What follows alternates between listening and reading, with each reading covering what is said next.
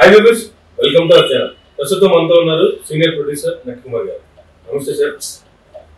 Sir Andhra Pradesh రాష్ట్రంలో జరుగుతున్న పరిస్థితి ఆంధ్రప్రదేశ్ పరిస్థితుల మీద లడ్డూ ఇష్యూ నడుస్తుంది. లడ్డూ ఇష్యూ తిరుపతి వెంకటేశ్వర స్వామి ఆరాధ్య దైవం, ప్రపంచానికి ఆయన దేవుడు కనుక ఆయన దగ్గర తప్పు చేసే వారికి శిక్ష తప్పదు.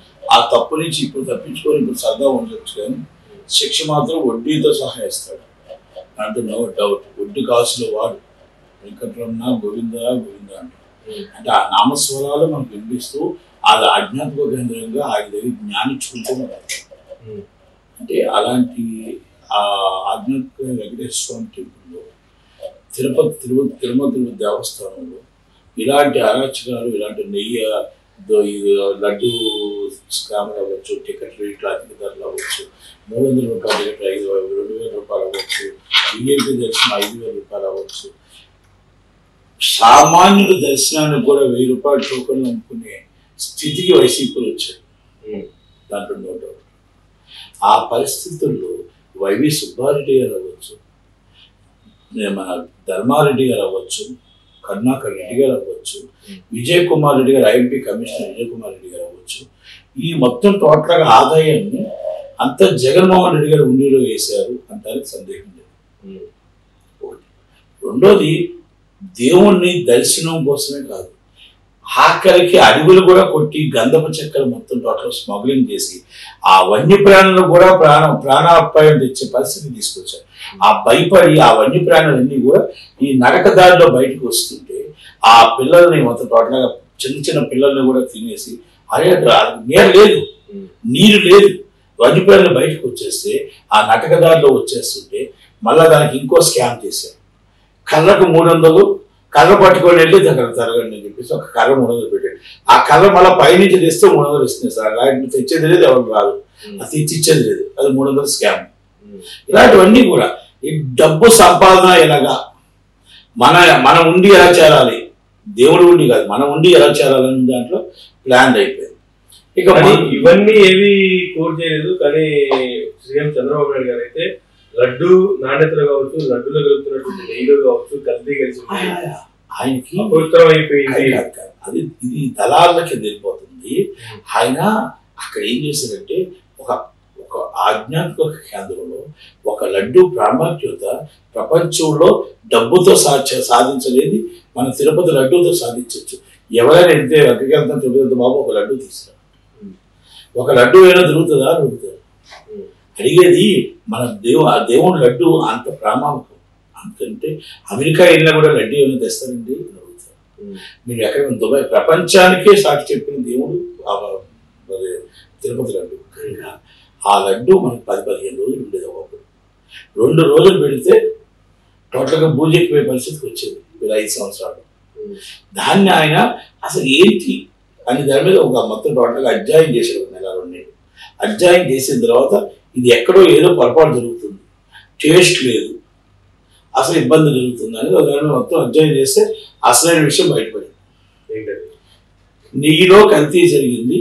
అది మొత్తం టోటల్గా ఎవరికో ఇచ్చా ఆ నెయ్యి కల్తీ జరిగి కల్తీ నెయ్యితో ఈ లడ్డూలు తయారవుతున్నాయి. నేను ఇంకో కొవ్వా నేను జాలకు వెళ్ళట్లేదు, కానీ అది దేవుడు చూసుకుంటాడు. కానీ ఆయన అబద్ధం చెప్పడు చంద్రబాబు గారు, ఎందుకంటే ఆయన ఇంటి వెంకటేశ్వర స్వామి, ఆయన ఆరాధ్య దైవం వెంకటేశ్వర స్వామి కనుక ఎట్టి బస్సు అబద్ధం చెప్పడు. ఆయన నిజమే మాట్లాడతారు. నిజం మాట్లాడేటప్పుడు అక్కడ జరిగినవి అన్ని ఇవి అని నిర్ధారణ వచ్చినప్పుడు సుప్రీంకోర్టులో వేసినటువంటి ఒక్క క్వశ్చన్ కూడా వీళ్ళ దగ్గర ఆన్సర్ లేకుండా ఎవరికి సుప్రీంకోర్టు వారు వేసిన క్వశ్చన్ టైం అడిగినట్టున్నారు. ఫైనల్ గా అయితే టైం అడిగారు 3 days. రేపు మళ్ళీ గురువారం విచారణ ఉంది, కానీ ఈ లోపు దాదాపుగా 13-14 క్వశ్చన్స్ అందించింది. ఏ ఒక్కదానికి కూడా వీళ్ళ దగ్గర ఆన్సర్ లేక 4 రోజులు టైం అడిగింది. గురువారానికి ఆన్సర్ లేక ఇప్పుడు ఎలా ఉంటుందంటే, ఇప్పుడు ఇక్కడున్న వ్యక్తి ఈవో శ్యాంప్రసాద్ గారు జేఓ అని చౌదరి గారు ఇప్పుడు మనకు సుప్రీంకోర్టుకి సమర్పించాల్సింది ఏమని వెళ్ళాలి, రికార్డుగా టైప్ చేయాలి, రికార్డుగా ప్రామాణికంగా ఏమేమి ఉన్నాయి, ఎక్కడెక్కడ ఉన్నాయి, ఎలా జరిగింది, అక్కడ ఏ టెస్ట్ రిపోర్టు, ఏ ల్యాబ్ రిపోర్టు, ఎక్కడి నుంచి వచ్చింది, ఎలా సాక్ష్యాధారాలు వచ్చాయి, ఆ సాక్ష్యం ఎవిడెన్స్ ఏంటి, ఇవన్నీ కూడా ఇప్పుడు స్టిచ్ స్టార్ట్ అయింది. అసలు 2 నెలల క్రితం వచ్చిన రిపోర్ట్ కి 2 నెలల తర్వాత వరకు ఎందుకు వెయిట్ చేశారనే దానికి వీళ్ళకి సమాధానం లేదు. ఇంకా ఇంత రిపోర్ట్ ఎక్కడి నుంచి తీసుకొస్తారు? అన్నీ ఉన్నాయి, అన్ని సాక్ష్యాధారాలతో మొత్తం కోర్టు సబ్మిట్ చేస్తారు. దానికంటే ఒక టైం ఒక లిమిట్ పర్ఫెక్ట్ ఉంటుంది. అంటే ఏదో మనం అసలు మన ఇద్దరు మాట్లాడుకున్నట్టు అవ్వదు. దానికి ఒక ప్రొసీజర్ ఉంటుంది. ఆ ప్రొసీజర్ షిఫ్ట్ ఆల్రెడీ స్టార్ట్ అయింది, ఇన్వెస్టిగేషన్ స్టార్ట్ అయ్యి ఆ రిపోర్ట్ తయారవ్వాలి. ఇవన్నీ చాలా ఉన్నాయి కనుక ఆ కోర్టు వాళ్ళకి ఆ సమాధానం చెప్తారు. అన్యాయం జరిగింది, వాస్తవం. వెంకటేశ్వర స్వామికి అన్యాయం జరిగింది, వెంకటేశ్వర స్వామికి అలివేల మంగమ్మకి అన్యాయం జరిగింది, ఇది వాస్తవం. ఆంధ్రప్రదేశ్లో గుళ్ళు అన్నింటికి అన్యాయం జరిగాయి, చర్చిలు అన్నింటికి అన్యాయం జరిగాయి, మసీదులు అన్నింటికి అన్యాయం జరిగాయి. ఒకబోర్డు ల్యాండ్లన్నీ లాక్కున్నారు, చర్చి ల్యాండ్లన్నీ లాక్కున్నారు. మొత్తం టోటల్గా ఎండోమెంట్ ల్యాండ్లు అవ్వచ్చు, ప్రసాదాలు అవ్వచ్చు, అన్నింటిలోనే స్కామ్లు. ఇక్కడే కాదు, ప్రతి దగ్గర జరిగింది. అన్ని విషయాల్లో కూడా మనకు టోటల్గా మనం జాగ్రత్త పడాలా. అది వీటన్నిటికీ కారణం జగన్మోహన్ రెడ్డి, వైసీపీ ప్రభుత్వం. గతంలో వైసీపీ ప్రభుత్వం అంటారు కూడదండి. కర్త కయ్య కర్మ జగన్మోహన్ రెడ్డి గారే. దానికి తోడు తోక ఐఎంపీఆర్ కమిషన్ విజయ్ కుమార్ రెడ్డి గారే, ఇంకో తోక ధర్మారెడ్డి గారే. దానికి పాపం వైవి సుబ్బారెడ్డి గారు, బొమ్మల కరుణాకర్ రెడ్డి గారు చూస్తూ ఆ టికెట్ మొక్కలు, ఆ చిన్న ఉంటాయి కదా, ఆ ఏరుండి చిన్నవే, పెద్దవాడిని అక్కడికే ఉండి. ఇప్పుడు మందు ఉంది, మందు బ్లాక్ వేరు వైట్ వేరు, ఒక రేటు వేరు వైట్ వేరు. వైట్ గవర్నమెంట్కి వెళ్తుంది, బ్లాక్ ఇంకో కాడికి వెళ్తుంది. అది కూడా డబ్బు, అది జగన్మోహన్ రెడ్డి గుడిలోకి వెళ్తుంది. ఇవన్నీ దానికి ఒక పద్ధతులు ఉన్నాయి. పలానా ఎమ్మెల్యే ఏరియాలో పలానా చోడవరంలో పలానా అమౌంట్ వచ్చింది, బ్లాక్ వేరు వైట్ వేరు. ఈ సిస్టంలో లక్షల కోట్లు సంపాదించారండి. ఇక్కడ కేసీఆర్ గారు, అక్కడ ఆయన. ఈరోజు మొత్తం 5 సంవత్సరాలు 15 సంవత్సరాలు గవర్నమెంట్ నిలబెట్టమంటే గవర్నమెంట్ అపోజిషన్గా నిలబడి దాన్ని కాపాడుకుంటూ పేడ్ ఆర్టిస్టులు వస్తే ఈయన వస్తాడు మాత్రం వేల జనం వచ్చేస్తారు, కిలిసిపోతారు. పాపం చంద్రబాబు నాయుడు వస్తే ఎవరు పలకరించకూడదు, ఎందుకంటే నిజాయితీగా వస్తాడు కదా. ఈయన మొత్తం జనాలు అరేంజ్ చేసుకొని బిర్యానీ ఇచ్చి మందు ఇచ్చి తీసుకొస్తాడు. అది అంతే, అంతగా జగన్మోహన్ రెడ్డి గారిని విమర్శించాలని నేను చేయట్లేదు. జగన్మోహన్ రెడ్డి గారు చేసిన మంచి కార్యక్రమాలు కూడా ఉన్నాయి. స్కూల్స్ అన్ని అదుపు కలిసి సూపర్ గా చేసి జగన్మోహన్ రెడ్డి గారి దాంట్లో కొన్ని మంచి ఆరోగ్యశ్రీ చాలా బాగా చేశారు. ఇలాంటివన్నీ ఉన్నాయి. మనం తప్పు అవి జగన్మోహన్ రెడ్డి గారు పూర్తిగా చేయలేదంటే పేదవాడికి టింగ్ వాలంటీర్స్ పక్క వేశారు. వాలంటీర్ ఇంకా మనల్ని పట్టించుకోలేదు. పేదవాడికి అన్నింటికి టింగ్ వేసి వాళ్ళు ఓట్లు వేశారు. కానీ మిడిల్ క్లాస్ వాళ్ళు నడ్రోడ్పై పడేశాడు, ఉద్యోగస్తులు నడ్రోడ్పై పడేశాడు, ఉద్యోగం చేద్దామంటే నడ్రోడ్పై పడేశాడు. అన్ని మొత్తం టోటల్గా ఆయన ఏం చేశాడంటే పేదవాడు బతుకుంటే చాలు, మిడిల్ క్లాస్ వాడు మాకు అవసరం లేదన్నట్టు. ఆ మిడిల్ క్లాస్ వాడే ఈయన దెబ్బ కొట్టేది. 4 నుంచి 1 గంట దాకా ఆ మిడిల్ క్లాస్ వాడు ఎందుకు వేసాడో తెలుసా ఓటు? చంద్రబాబు నాయుడు గారు, పవన్ కళ్యాణ్ గారికి. చంద్రబాబు గారు, పవన్ కళ్యాణ్ గారు వస్తే మా మిడిల్ క్లాస్ బతికి 500 సిలిండర్ ఇస్తారు. మేము ఊరికి అడగట్లేదు సార్. మాకు 40,000 జీతగాలకి మాకు సబ్సిడీలో 50 రూపాయలకు బియ్యం ఇస్తారు. మాకు ఉట్టిన అడగట్లేదు సార్. మాకు కందిపప్పు సబ్సిడీలు ఇస్తారు. మాకు మొత్తం మా పిల్లల ఆరోగ్య చదువు విద్య, ఆరోగ్య విద్య మా పిల్లలకి ఫ్రీగా ఇస్తారు. ఆరోగ్య విద్య ఇంపార్టెంట్ కదా. అలాగే మేము మా పిల్లలు ఎక్కడెక్కడో చదువుకుంటున్నారు, ఏ బెంగళూరులోనో, ఎక్కడ చెన్నైలోనో, హైదరాబాద్లో చదువుకున్నారు. నా పిల్లలు ఇక్కడ పరిశ్రమలు వచ్చి, ఉద్యోగాలు వచ్చి, ఆ ఎంబసీలు వచ్చి అన్నీ నా పిల్లలు ఇక్కడ మా కళ్ళ ముందు చదువుకుంటుంటే, మా కళ్ళ ముందు బాగుంటుంటే, మా చేతులతో ఇంత అన్నం పెడుతుంటే సంతోషిస్తాం సార్. కనుక మా పరిశ్రమ నుంచి మా పిల్లలకు ఉద్యోగాలు ఇవ్వండి సార్. ఎక్కడ మా పిల్లలు ఎక్కడ స్విగ్గీలో తింటున్నారు, రోడ్డు మీద తింటున్నారో లేదో తెలియదు. మా పిల్లలు అక్కడ, మేము ఇక్కడ బాధపడుతున్నాం. మన ఊర్లో మా పిల్లలు బతికే విధంగా మాకు జాబులు ఇవ్వండి సార్ అని మిడిల్ క్లాస్ ఫ్యామిలీస్ అడుగుతుంటే వాళ్ళకి కంపల్సరీ మనం చేయాల్సిన బాధ్యత.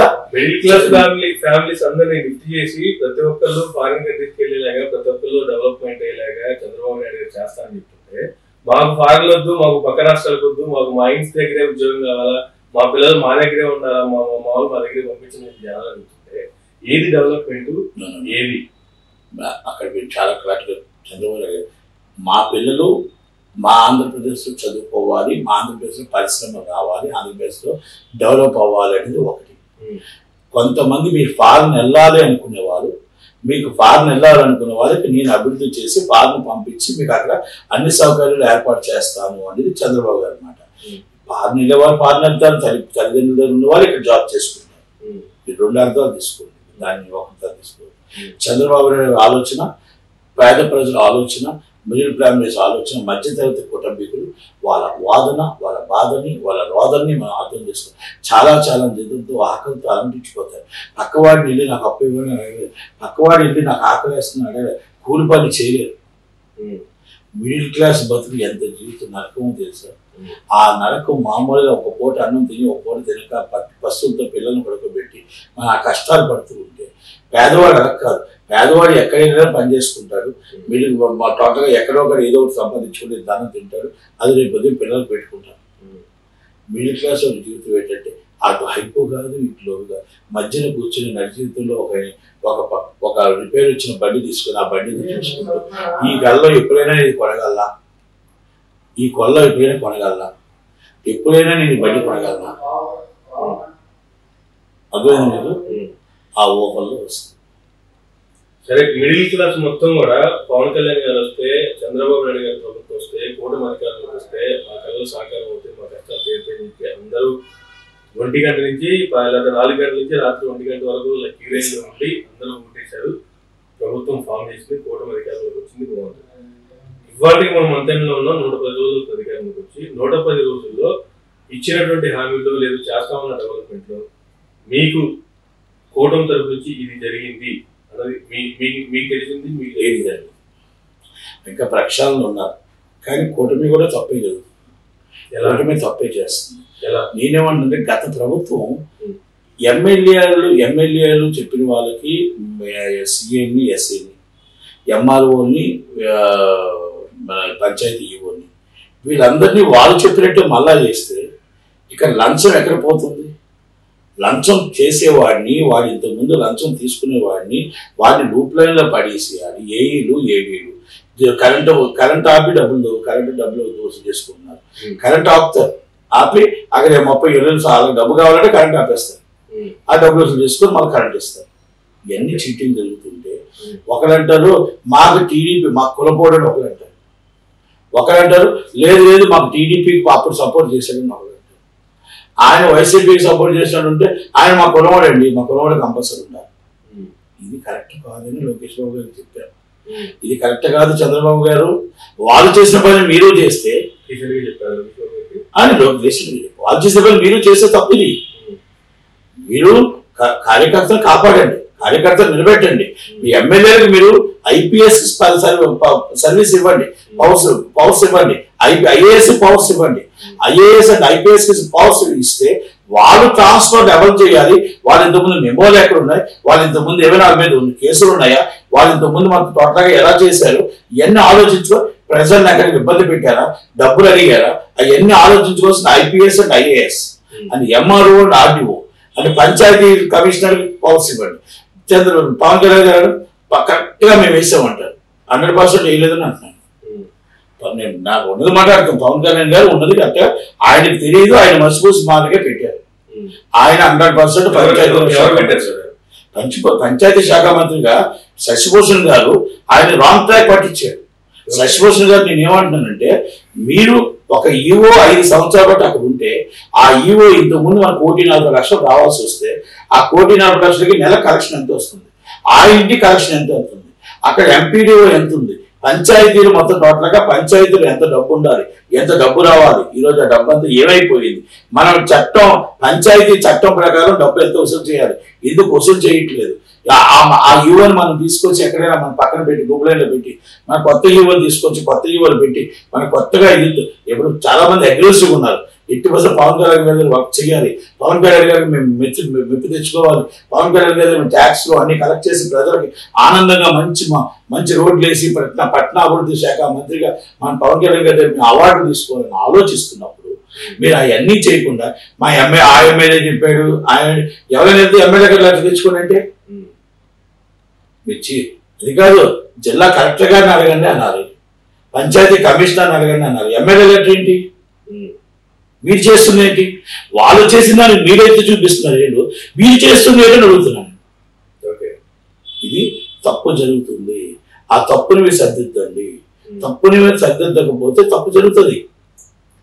తప్పు జరుగుతుంది కాబట్టే కూటమికి అధికారం ఇచ్చారు. ఆ తప్పులు సరిచేయడానికి మళ్ళీ అదే దాంట్లో మీరు వెళ్తున్నారు అంటున్నాను నేను. ఇది అదే ట్రాక్ లో మీరు వెళ్తున్నారు. ఆ ట్రాక్ లో మీరు వెళ్తున్నారు కాబట్టి ఒక్కసారి మీరు వెరిఫై చేసుకోండి. మళ్ళా దందలు స్టార్ట్ అయిపోయాయి. మీ ఎమ్మెల్యే దందలు స్టార్ట్ చేశారు. వాళ్ళకి మీకు తేడా ఏముందని అడుగుతున్నాను నేను. ఇది లోకేష్ గారి దాకా ఎల్లుండొచ్చు. అలాగే చంద్రబాబు నాయుడు గారు, పవన్ కళ్యాణ్ గారు కూడా అర్థం చేసుకుని ఆలోచించుకొని ఎంక్వైరీ చేసుకోవాలి. నేను చెప్పింది అబద్ధం అనుకోండి, నా మీద కేసు పెట్టమని. నేను చెప్పింది రాంగ్ అనుకోండి, 100% నా మీద యాక్షన్ తీసుకున్నానండి. నేనే పార్టీలో లేను, నాకేం పార్టీతో నన్ను పార్టీలో సస్పెండ్ చేయడానికి నాకు ఎవరికి రైట్ లేదు, నా పార్టీలో లేదు. కాబట్టి నేనే ఫ్రీ లాన్సర్. నాకు ఉన్నది ఉన్నట్టునే మాట్లాడతా. నాది ఉన్నది నేను మాట్లాడడానికి నాకు రైట్ ఉంది.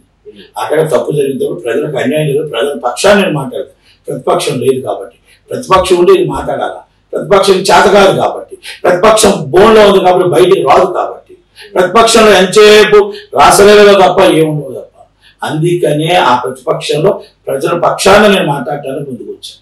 వస్తాను, మాట్లాడతాను. వాళ్ళు తప్పు చేసినా, వైసీపీ తప్పు చేసినా, ఎవరు తప్పు చేసినా తప్పు తప్పే. మీరు హిందుత్వాన్ని ఎత్తుకుంటున్నారు, మంచిదే. హిందుత్వాన్ని హిందూ, ముస్లిం, క్రిస్టియన్ మీకు ముగ్గురు సమానం. కానీ ఇప్పుడు బయట మార్కెట్లో ఏమైపోయింది, హిందుత్వాన్ని ఎత్తుకుని కొంతమంది కింద ట్రోల్ చేస్తున్నారు. వాళ్ళు ఆపండి. క్రిస్టియన్స్ చాలా అసభ్యంగా మాట్లాడుతున్నారు, వాళ్ళు ఆపండి. మీరు జగన్మోహన్ రెడ్డి గారిని పెట్టండి. దేవుడు మీకు యేసు ప్రభువు ఏం చేశాడు? మీరు చర్చిని ఎందుకు టార్గెట్ చేస్తున్నారు? It's wrong. నేను మైనార్టీని మీరు ట్రోల్ చేయడం తప్పు. దాన్ని ఖండించాల్సిన బాధ్యత ఉంది. ఖండించాలి. మీరు సనాతన ధర్మాన్ని మీరు కాపాడండి. 7 కోట్ల వాడిని మీరు కాపాడండి. 7 కోట్ల వాడిని 100% అందరూ మొక్కుకుంటాం. అలాగే మసీద్ వాళ్ళ పురాణం వాళ్ళకి చాలా గొప్పది. చర్చ్ బైబిల్ చాలా గొప్పది. ఒక్కరు తప్పు చేస్తే ఎంటైర్ క్రిస్టియన్ తప్పు చేయలేదు. ఇక్కడ క్రిస్టియన్ ఓటు వేశారు, మైనార్టీలు ఓటు వేశారు, మీకు హిందువులు ఓటు వేస్తే మీకు వేశారు. కనుక మీకు ఒక్కరే హిందువులు ఒక్కరే మీకు సపోర్ట్ కాదు, అందరూ మీకు ఉన్నారు. చంద్రబాబు నాయుడు గారు, పవన్ కళ్యాణ్ గారు, లోకేష్ గారు. ఒకసారి మీరు అర్థం చేసుకోండి. Please request, please one time verify చేసుకోండి. ఆ trollings is not correct. Correct కాదు అది. ఎందుకంటే అందరూ మనకు దేవుళ్ళు, అందరూ మనకు సమానమే. హిందూ ఆర్ ముస్లిమ్స్ అని బాగా, Hindu or Muslim and Christians బాగా మనందరం ఉండాలి. ఎవరో జగన్మోహన్ రెడ్డి తిట్టాడు తప్పలేదు. వాళ్ళ వైఫ్ క్రిస్టియన్, ఆయన క్రిస్టియన్, తప్పలేదు. దేవుడు తప్పు చేయలేదు, ప్రజలు తప్పు చేయలేదు. పవన్ కళ్యాణ్ గారు కావచ్చు, పంచాయతీరాజ్ శాఖ మంత్రిగా, డిప్యూటీ సీఎం గా, లేదు వంగల్పూడి అనిత గారు కావచ్చు. పవన్ కళ్యాణ్ గారు ఏమో సనాతన ధర్మాన్ని కాపాడటానికి నేను ఉన్నానని చెప్తున్నారు, దీక్ష కూడా తీసుకున్నారు. వంగల్పూడి అనిత గారిని చూస్తే నేను హిందువులని చెప్పే ధైర్యం నాకుంది, నువ్వు చెప్పగలవు అని చెప్పి క్వశ్చన్ చేస్తున్నారు. సమ్ బ్యాక్ ఇంటర్వ్యూస్ చూసుకుంటే నేను క్రిస్టియన్ని, నేను నాకు ఎప్పుడు బైబిల్ నాతో ఉందని చెప్పి వాడు ఇప్పుడు మాట్లాడుకుంటున్నాను. ఏమండి, క్రిస్టియన్ అయినా, ముస్లిం అయినా, హిందూ అయినా, ఆ దేవుడు అందరికీ దేవుడు. ఎవరైనా మనం దాన్ని పాటించాల్సిన is a political leaders. Hindu or Muslims and minorities and Christians అందరినీ ఒకలాగే చూడాలి. ఈజ్ అ పొలిటికల్ లీడర్ బాధ్యత. అందరూ కలిపి ఓటు వేస్తేనే మనకి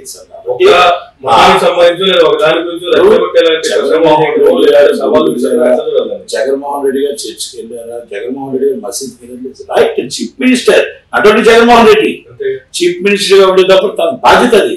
మనం ఆ రోజు గుడికి వెళ్ళాం, లేకపోతే ఇంకొక అంటే లేదు. ప్రజల పక్షాన, ప్రజల తరపున 5 కోట్ల మంది ప్రతినిధి అయినా. చంద్రబాబు నాయుడు గారు కూడా Hindu or Muslim or Christian. Yes, Jaganmohan Reddy garu church సైట్లు దోచుకున్నారు, 1 కోటి ల్యాండ్ దోచుకున్నారు, మొత్తం టోటల్గా ఎండోమెంట్ ల్యాండ్ దోచుకున్నారు. నేను ఏమంటున్నానంటే, మీరు హిందూ ధర్మాన్ని పాటించాలి. అలాగే మైనార్టీలు కూడా మనం కాపాడే. కింద ట్రోలింగ్ చేస్తున్న వాళ్ళని యాక్షన్ తీసుకోండి. ఎవరికి తప్పు అవుతుంది, తప్పుడు సమాచారం అవుతుంది. అది మణిపూర్ విషయంలో జరిగిందని ఖండించండి. చర్చలకి తగలబెట్టడం తప్పు. ప్రకాష్ రాజు గారి మాటల్లో సెక్యులర్ రాజ్యంలో ఆయన అందరూ బాగుండాలి అని అన్నారు. దాన్ని మనం ఒక ఏకవచనంతో మాట్లాడడం కూడా కరెక్ట్ కాదేమో.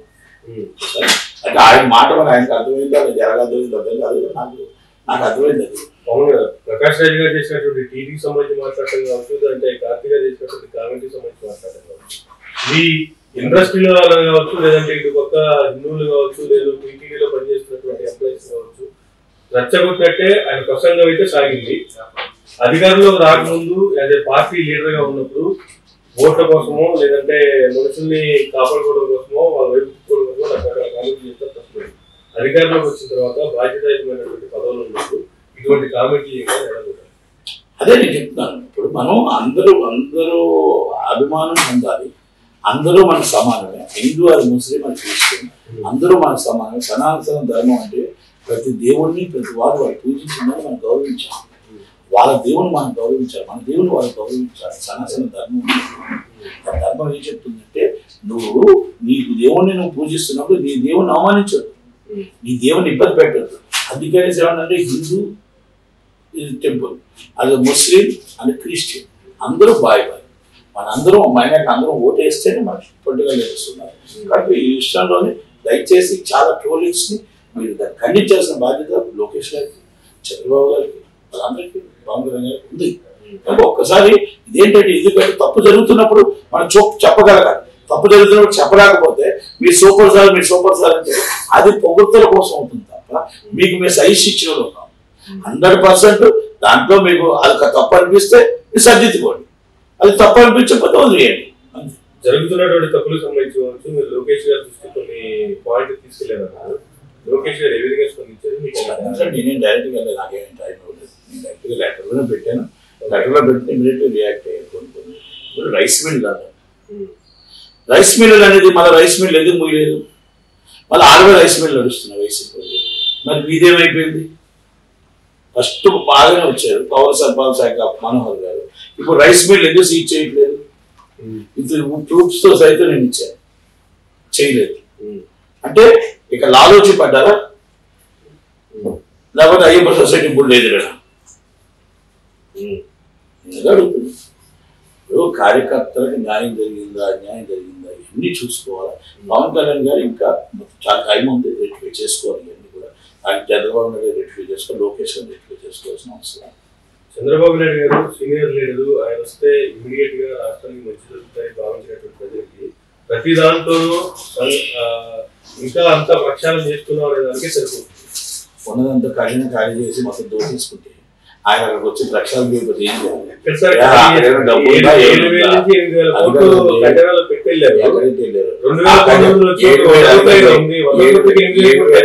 కోట్లు 7,800 కోట్లు అక్కడ ఎవరైనా పెన్షన్లకి జీతాలకి సరిపోలేదు. ఎంత అవుతుంది సార్ పెన్షన్ వచ్చేసింది? లెక్కేటండి ఇదే ఆయన డబ్బులు ఏమి ఇచ్చేసి ఆయన ఇంట్లో బ్యాంక్స్ మీటింగ్ 100 రోజుల్లో 50 కోట్లు అప్పు చేశారు కదా, 100 రోజుల్లో 50 కోట్లు అప్పు చేశారు కదా, మరి ఆ డబ్బులు ఏమైనాయి? చేయకపోతే ఎక్కడి నుంచి వస్తాయి? ఎందరికి చేస్తున్నాం కదా, వర్క్ అవుతుంది. అమరావతి స్టార్ట్ అయ్యే వరకు పోలవరం మామూలు మూవ్మెంట్ స్టార్ట్ అవుతుందా, అలాగే విశాఖపట్నం స్టార్ట్ అవుతుందా, ఎన్ని అవుతాయి? టైం ఇవ్వండి. రాత్రి అన్ని ప్రక్షాళన కావు, పోతే టైం పడుతుంది. Time taking. 5 సంవత్సరాలు ఒక సర్వనాశనం చేసేసి ఒక సునామీ తీసుకొచ్చి మొత్తం బేమస్సులు చేసేసి ఏం చేసుకుంటారో చేసుకోండి అని ట్రంప్లాగా వదిలేసి వెళ్ళిపోయాడు. ట్రంప్ ఎలా వదిలేసేవాడు? వైట్ హౌస్ మీద కూడా దాడి చేసి వెళ్ళిపోయి ఈ వైట్ హౌస్ మీద దాడి చేసి వెళ్తాడు. అంతగా ఇంకేం లేదు కదా. అలాగే ఇప్పుడు టైం పడుతుంది అంతగా, ఎందుకంటే తప్పులు జరిగాయి. ఇప్పుడు ధర్మారెడ్డి గారిని అరెస్ట్ చేయాలా, విజయ్ కుమార్ రెడ్డి గారిని అరెస్ట్ చేయాలా, వాళ్ళ మీద కేసులు రిజిస్టర్ చేయాలా, అసలు నిజంగా తప్పు జరిగిందా లేదా అని ఎంక్వైరీ చేయాలా, వాళ్ళ మీద సీరియస్గా యాక్షన్ తీసుకోవాలా, తప్పు జరిగితే సర్వీసెస్ రివ్యూ చేయాలా, సర్వీసెస్ రివ్యూ చేసి వాళ్ళు అరెస్ట్ చేసి రిమైండ్ పంపించాలా, ఇవన్నీ చాలా పనులు ఉన్నాయి. సో ఓవరాల్ గా గడిచినటువంటి 100 రోజుల పాలనకు సంబంధించి ఒక మాట చెప్పండి. గుడ్ పాలన అండి, మంచి పాలన చేశారు. ఇంకా బాగా మార్పు రావాలి, ఇంకా రావాలి. 100 రోజుల్లో ఒక ప్రక్షాళన అయితే జరిగింది. కొంచెం మూమెంట్ అయితే ఒక అడుగు ముందుకు వేశారు. ఆ అడుగు నుంచి 10 అడుగులు ముందుకు వేయాలని కోరుకుందాం ఈ సంవత్సరం దాకా. ఒక పక్క తెలంగాణలో చూసుకుంటే హైడ్రా విపరీతమైనటువంటి ఫాలోయింగ్ స్టార్టింగ్ వచ్చినప్పుడు కూడా ఇప్పుడు తీవ్రమైన వ్యతిరేకత ఉంది రేవంత్ రెడ్డి సర్కార్ గారు. ఏం చెప్తారు సార్? ఇప్పుడు హైడ్రా అనేది చాలా మంది అప్రిషియేట్ చేశారు, నేను అప్రిషియేట్ చేశాను, అందరూ చేస్తున్నాం, ఇప్పటికీ చేస్తాం. హైడ్రా లాంటి సంస్థ ఉండాలి. రంగనాథ్ గారు లాంటి సిన్సియర్ ఆఫీసర్ ద్వారా కొంతమంది ఆఫీసర్లు ఇంకా బిఆర్ఎస్ తొత్తులుగానే పనిచేస్తున్నారు. బిఆర్ఎస్ తొత్తులుగా పనిచేస్తున్నారు, ఇది వాస్తవం. కొంతమంది బిల్డర్లు ఈ డ్రామా వెనకాల ఉన్నారు, కొంతమంది పొలిటికల్ లీడర్స్ ఉన్నారు బిఆర్ఎస్ వెనకాల, బిఆర్ఎస్ లీడర్స్. ఇది మొత్తం టోటల్గా ఆడుతున్న డ్రామా. ఇప్పుడు ఒక ఇన్కన్వెన్షన్ కాదు, ఇంకోటి కాదు, అవన్నీ పెద్దవన్నీ పగలగొట్టవచ్చు. ఒక పేదల దగ్గరికి వెళ్ళేటప్పటికి పేదవాడికి 40 సంవత్సరాల కళ ఆ ఇల్లు కట్టుకోవడానికి ఎన్నో కష్టాలు పడి, ఎన్నో బాధలు పడి రిటైర్మెంట్ అయ్యి ఆ డబ్బు అక్కడ ఇక్కడ తెచ్చి ఆ ఇల్లు కట్టుకుంటే, అమ్మ ఇల్లు కట్టి చూడు, పెళ్లి చేసి చూడు, ఇల్లు కట్టుకున్నాను, పెళ్లి చేయాలి నా పిల్లకి, పెళ్లి చేయాలి నా బిడ్డకి కట్టుకుంటాను. కట్టడం అనేది ఎంత కష్టమో పెళ్లి చేయడం కూడా అంతే కష్టం. విడగొట్టడం అనేది ఎంతసేపు కాదు, 2 నిమిషాలు. ఇరగొట్టడం అనేది 2 నిమిషాలు. అలాగా మనం అక్కడ కట్టుకునే వాళ్ళని గూడ్స్ని మేము విరగొడతామంటే భయభ్రాంతులు అయిపోతున్నారు వాళ్ళు. దానికి తోడి పొట్టిగలంతా వచ్చి మేము మీకున్నా నా బిర్యానీ ప్యాకెట్ తీసుకొస్తున్నారు. It's wrong. వాళ్ళు రెచ్చగొడుతున్నారు. నేనేమంటున్నానంటే వాళ్ళ ఇల్లు ఎక్కడికి పోదు. వాళ్ళని రేవంత్ రెడ్డి గారు అర్థం చేసుకోవాల్సింది, రంగనాథ్ గారు అర్థం చేసుకోవాల్సింది ఏంటంటే, పలానా వాడు మూసీ నదిలో ఇల్లు ఉంది, 40 సంవత్సరాల క్రితం పలానా వ్యక్తి దగ్గర కొన్నాడు, ఆ వ్యక్తి ఎవరు, ఆ వ్యక్తి ఎవరు పర్మిషన్ ఇచ్చారు, పలానా వ్యక్తి ఇచ్చాడు మున్సిపాలిటీ సిహెచ్ శ్యాంప్రసాద్ ఇచ్చాడు ఉదాహరణకి, ఆ పేరు ఇచ్చాడు ఎల్ఐలో, ఆ పేరు ఇచ్చిన వెంటనే ఇమ్మీడియట్ ఆ పేరు ఆయన్ని అరెస్ట్ చేయండి, ఆ తర్వాత ఆ బిల్డర్ని అరెస్ట్ చేయండి. అప్పుడు ఆ డబ్బులు కలెక్ట్ చేసి ఇప్పుడు మార్కెట్ వాల్యూ ప్రకారం ఆ పేదవాడికి ఇవ్వండి. మీరు ఇచ్చే డబుల్ బెడ్రూమ్ ఎవరికి వస్తుంది? వాడు అందమే ఇల్లు కట్టుకుంటే మీరు డబుల్ బెడ్రూమ్ ఇస్తా అంటే ఇట్స్ నాట్ కరెక్ట్. అది వాళ్ళకి ఆ డబ్బు మార్కెట్ వాల్యూ ప్రకారం ఇవ్వండి. అప్పుడు మనకు మంచి పేరు వస్తుంది. మరి ఉన్న వాళ్ళు ఉన్నారు, చెరువులకు అప్లై చేసి వాళ్ళందరూ కొట్టండి, దుర్గం చెరువు కొట్టండి. మీకు దుర్గం చెరువు స్టే ఉంది కాబట్టి కోర్టులో ఆర్గ్యుమెంట్ చేయండి, ఫైనల్ డిస్పోజల్ చేయించుకోండి, ఫైనల్ డిస్పోజల్ చేయించుకొని కౌంటర్ వేసేయండి. వాళ్ళకి ఏమీ లేవని ఉన్నాయో లేవో తెలియదు. ఆక్రమించుకున్న వాటిని ప్రతిదాన్ని కొట్టాల్సిందే, అందులో ఎటువంటి డౌట్ లేదు. ఎందుకంటే అవి అక్రమంగా ఆక్రమించుకుని కట్టిన కట్టడాలు. ఆక్రమించుకున్న దానికి పర్మిషన్ ఇచ్చింది ఎవరు? ఆ పర్మిషన్ ఇచ్చినటువంటి అధికారులు ఎక్కడ బయటికి రావాలి? అరెస్ట్ చేయకుండా వాళ్ళ నుంచి వదిలేసి ఆడపిల్లల నుంచి బంగారాలోని చక్క బీచ్ కారులో తిరుగుతూ రోడ్డు మీద ఉన్నదంతా గుద్దుకుంటూ వెళ్తుంటారు. వాళ్ళు వచ్చి హాయ్ బాయ్ చెప్తారు. లంచం తీసుకున్న పేదవాడు, లంచం ఇచ్చిన పేదవాడు వాడి ఇల్లు పోతే, ఆ గుండె ఆగిపోతే, ఆ పిల్లలు నడిరోడ్డు మీద ఉంటే దానికి బాధ్యత ఎవరు? లంచం తీసుకున్న సర్టిఫికేట్ ఇచ్చిన వాడు బాధ్యుడా? ఆ బిల్డర్ దొంగతనంగా సర్టిఫికేట్ తీసుకుని బిల్డర్ దొంగతనంగా అమ్మినోడు బాధ్యుడా? గవర్నమెంట్ బాధ్యుడా? మరి ఆ బాధ్యత వహించాల్సిన బాధ్యత మనకు ఉందా లేదా? ఒక్కసారి ఆలోచించండి. ఆ పేదవాడి గుండె ఆగిపోయి, ఆ పిల్లలు నడిరోడ్డు మీద పడిపోయి, లంచం ఇచ్చి ఆ లంచం తీసుకున్న పిల్లలు వచ్చి బంగారాల్లో హాయిగా తిరుగుతూ, మా ఆఫీసరు మీ ఆఫీసరు, మేము ఒకటే మీరు ఒకటే అంటే మీ ఆఫీసర్ని కాపాడుకోవడం కోసం పేదవాడి ప్రాణం తీసేస్తారా? ఆ పేదవాడి పిల్లలు రోడ్డు మీద పడేస్తారా? ఆ పేదవాడు కట్టుకున్న కళను వృధా చేస్తామా? మీరు తీయండి, చెయ్యండి. తప్పితే రైట్ రాయల్గా అక్కడ అది రిసర్చ్ చేయండి. ఆ డబ్బు తీసుకుంటే అది మార్కెట్ వాల్యూ ప్రకారం కట్టండి. లేదనుకుంటే గవర్నమెంట్ ఇస్ రైట్, వాళ్ళకి రాకపోతే గవర్నమెంట్ కట్టండి డబ్బు మార్కెట్ వాల్యూ. ఈ 2 bedrooms ఎందుకు కావాలి? రేవంత్ రెడ్డి గారు అర్థం చేసుకోవాలి. రేవంత్ రెడ్డి గారికి కాంగ్రెస్ పార్టీలో కూడా కొంచెం యాంటీ ఉంది, బీజేపీ యాంటీ ఉంది. బిఆర్ఎస్ దీన్ని మొత్తం క్యాష్ చేసుకొని ఎలాగైనా రేవంత్ రెడ్డి గారు కర్ణాటకలో సిద్ధరామయ్య గారిని రేవంత్ రెడ్డి గారిని దింపేద్దాం, కర్ణాటకలో సిద్ధరామయ్య గారిని తీసేద్దాం, ఇక్కడ రేవంత్ రెడ్డి గారిని దింపేద్దాం. ఈ 2 ఆ ప్లానింగ్. ఇంకా అయిపోతే రాష్ట్రాలన్నీ అయిపోతాయి కదా, అదే ప్లాన్. కానీ పెద్దవాళ్ళు కొట్టారంటే ఎన్కన్వెన్షన్ తప్ప అంతకు మించి పెద్దవాళ్ళు కొట్టిన దాఖలాలు ఎక్కడా లేదు. కానీ సామాన్యుల దగ్గరికి వచ్చేటప్పటికి కొట్టుకుంటూ వెళ్ళిపోతున్నారు. అదే అన్నా రేవంత్ రెడ్డి గారు ఏమో నన్ను రేవంత్ రెడ్డి గారు చూడొద్దు, నేను తెలంగాణ రాష్ట్రానికి సీఎం గా చూడండి అని చెప్పి ఆయన కామెంట్ చేస్తారు. ఆయన సీఎంగానే చూస్తాం, ఆయన తప్పలేదు. పేదవాడు 40 సంవత్సరాలు కట్టేటప్పుడు ఇందిరమ్మ రాజ్యం ఉంది. ఆ పేదవాడికి పోయి పట్టా ఇచ్చేటప్పుడు ఆ ఆఫీసులు ఎవరో పట్టుకోండి. ఆ రోజు ఎమ్మెల్యేని అవసరం లేదు, ఆ ఆఫీసులో పట్టుకోవడానికి తీసుకెళ్ళి లోన్ వేసి పీడియాకి లోన్ కొట్టి ఆ డబ్బులు వసూలు చేయండి. బిల్డర్ ఇద్దరు ఆ డబ్బులు వసూలు చేసి ఆ పేదవాడికి ఇవ్వండి, ఇల్లు కట్టుకోవడం ఇంకోకాడా. అంతే తప్ప మీరు 2 bedroom ఇస్తాం అది ఇస్తాం, కరెక్ట్ కాదు. సో ఫైనల్ గా HYDRAA is best. HYDRAA is workers is HYDRAA IPS full powers ఇచ్చారు, ఇస్ నో ప్రాబ్లం. కాకపోతే ఏంటంటే మనం పేదవాడిని చక్కగా చూడాలి. పేదవాడిని ఇక్కడ పక్కన పబ్లిసిటీ తప్పుడు సమాచారం జరుగుతుంది. ఆ తప్పుడు సమాచారంలో మనకి ఏదైతే ఉందో హైడ్రాని ఎలాగైనా ఆపించాలా, రేవంత్ రెడ్డి గారిని ఎలాగైనా దింపించారని ప్లాన్ చేస్తున్న బీఆర్ఎస్ వాళ్ళు కొన్ని మొత్తం స్టింగ్ ఆపరేషన్ చేస్తున్నారు, కొన్ని ప్రాబ్లమ్స్ అన్ని సార్ వాళ్ళకి అక్కడ రేవంత్ రెడ్డి గారు ఉన్న మనుషులే అంటే గవర్నమెంట్ ఎంప్లాయీస్ అని సపోర్ట్ చేస్తున్నారు. ఇన్ఫర్మేషన్ అంతా బయటకు వస్తుంది. ఒకసారి వెళ్ళి ప్రక్షాళన చేసుకున్నారంటే right sir, thank you sir, thank you very much అండి. ఇదండి లక్ష్మణ్ గారితో మళ్ళీ కలుద్దాం. చూస్తున్నానండి.